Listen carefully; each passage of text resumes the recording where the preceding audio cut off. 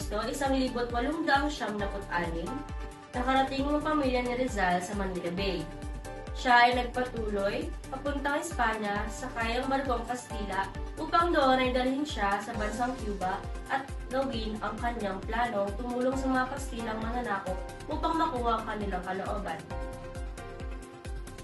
Sa mga panahon ngayon, si Bonifacio at ang mga Tiponero nagsimula ng magrevolusyon. Natalo ang mga Tiponero at natagip ang mga ito habang iba ay namatay.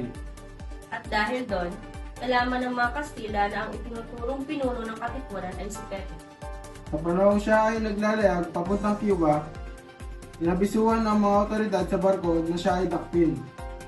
Narito si Georgie upang iulat ang ibang detalye. Georgie? Maraming salamat, Tayag.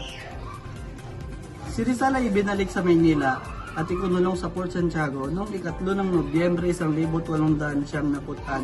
Doon siya ay inimbestigahan at nilitis. Narito ang isang binibini upang ating makuha ang kanyang pahayag patungkol sa pagkakakulong ni Rizal. Binibini, ano ang iyong may masasabi tungkol sa pagkakakulong at pagkakadakip ni Rizal? Hindi naman dapat madadakip yan si Pepe kung hindi lang dahil kay Bonifacio at sa mga kasama niyang mga revolusyonaryo.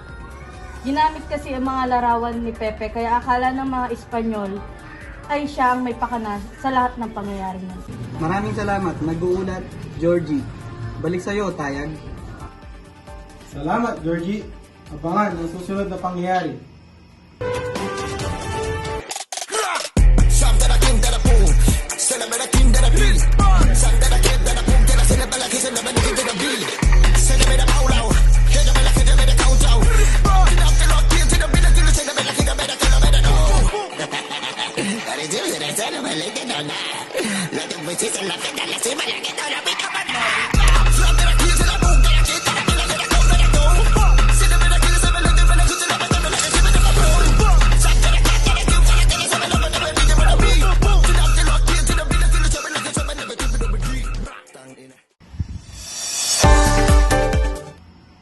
Kapapasok lang po ng balita, malungkot po namin binabahagi na si Pepe ay sumakabilang buhay na sa edad na 35 taong gulang.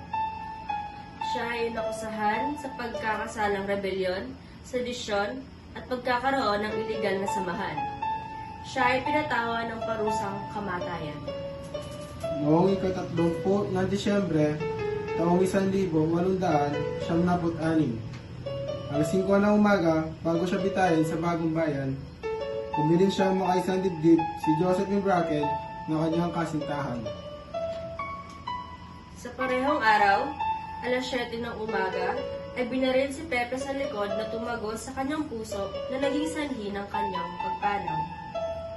At nakalulungkot na ang kumitil sa kanyang buhay ang isang kapwa na Pilipino. Ako po si Joyce Tillman. Ako po si Alcel Tayag, nagbabalita, GMA Patrol.